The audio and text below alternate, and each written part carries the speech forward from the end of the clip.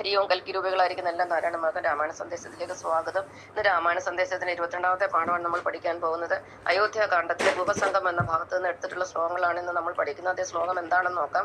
ഭദ്രമതേ ശൃണുമദ്വചനം രാമഭദ്രനാമം ജപിച്ചിടുക സന്തത കസ്യ ദുഃഖസ്യവാകോ ഹേതുർജഗത്രേ കസ്യ സുഖസ്യവാകോ ഹേതുസഖേ പൂർവ്വജന്മാർജിത കർമ്മമത്രേ ഭുവി സർവ്വലോകർക്കും സുഖ ദുഃഖ കാരണം.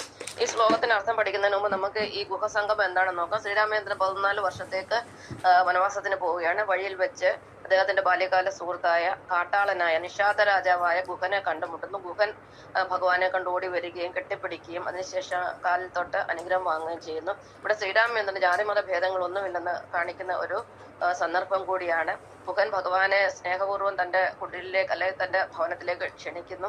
ഫലമൂലാദികളൊക്കെ കഴിച്ച് വിശ്രമിച്ചിട്ട് പോകാമെന്ന് പറയുന്നു. പക്ഷെ ശ്രീരാമചന്ദ്രൻ സ്നേഹപൂർവ്വം നിരസിക്കുകയാണ്. കാരണം 14 വർഷം അദ്ദേഹത്തിന് വനവാസം വിധിച്ചിട്ടുള്ളതാണ്. അതിനുശേഷം മാത്രമേ അന്യഗ്രഹങ്ങളിൽ നിന്ന് ഭക്ഷണം കഴിക്കുള്ളൂ എന്ന് അദ്ദേഹം പറയുന്നു.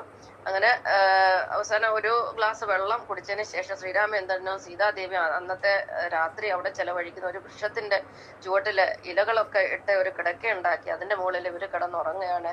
അതിനോട് ചേർന്ന് സഹോദരൻ ലക്ഷ്മണന് വില്ലും അമ്പും ധരിച്ചുകൊണ്ട് അവരുടെ രക്ഷയ്ക്കായിട്ട് കൂടെ നിൽക്കുകയാണ്. ഈ ഒരു സാഹചര്യം അല്ലെ ഈ ഒരു അവസ്ഥ കണ്ടിട്ട് ഗുഹന് ഭയങ്കര സങ്കടമായി. ഗുഹൻ പറയുകയാണ്, സ്വർണ്ണ കിടക്കയിൽ കിടന്നുറങ്ങിയ ശ്രീരാമചന്ദ്രൻ സീതാദേവിയും കണ്ടില്ലേ ഒരു മരത്തിന്റെ ചുവട്ടില് വെറും നിലത്ത് കുറച്ച് ഇലകൾ ഇട്ടിട്ട് അതിന്റെ മുകളിൽ കിടന്നുറങ്ങുന്നത്. എന്തൊരു കഷ്ടമാണ് ഈ അവസ്ഥ.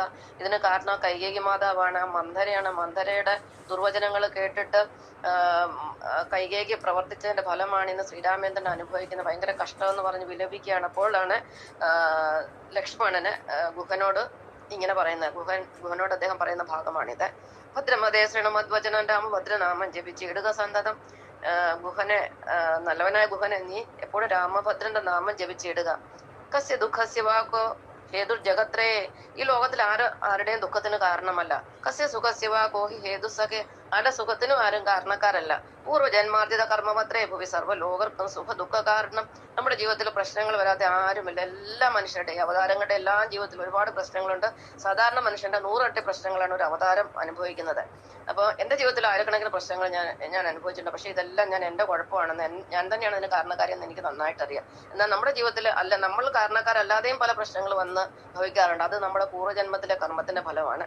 അപ്പൊ നമ്മുടെ ജീവിതത്തിൽ എന്തെല്ലാം പ്രശ്നങ്ങൾ ഉണ്ടാകുന്നു അത് പൂർവ്വജന്മാർജിത കർമ്മമത്രേ ഭുവി സർവ്വലോകർക്കും സുഖദുഃഖ കാരണം. എല്ലാ മനുഷ്യനും ജീവിതത്തിൽ എന്തെല്ലാം പ്രശ്നങ്ങൾ, രോഗങ്ങളായിക്കോട്ടെ മരണമായിക്കോട്ടെ, എന്തൊക്കെ പ്രശ്നങ്ങൾ നമ്മുടെ ജീവിതത്തിൽ ഉണ്ടായാലും അതിനെല്ലാം കാരണം നമ്മുടെ പൂർവ്വജന്മാർജിത കർമ്മമാണ്. നമ്മൾ മുന്നേ ചെയ്ത കർമ്മത്തിന്റെ ഫലമാണ്.